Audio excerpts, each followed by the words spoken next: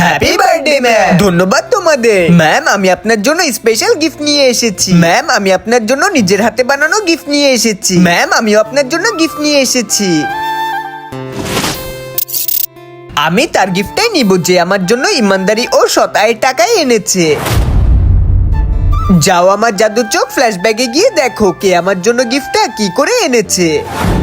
আরে আজকে তো ম্যাডামের বার্থডে, আর ম্যাডামকে গিফট দেওয়ার মতো আমার কাছে টাকাও নেই।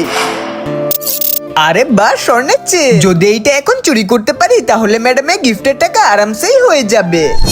আরে চোর আমার স্বর্ণের চেন নিয়ে গেল। আচ্ছা প্রিয়া, তাহলে তুমি এই গিফট চুরির টাকা এনেছো? তোমার গিফটটা তো আমি কখনোই নিব না। আলিনা, এবার তোমার পালা। জাদুর চোখ, এবার খোঁজ নিয়ে দেখো আলিনা এই গিফট কি করে এনেছে।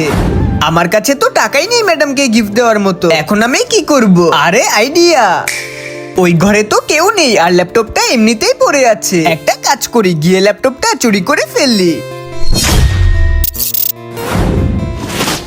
আলিনা, তোমার হারাম টাকায় কেনা গিফট তো আমি কখনোই নিব না। সুমাইয়া, এবার তোমার পালা।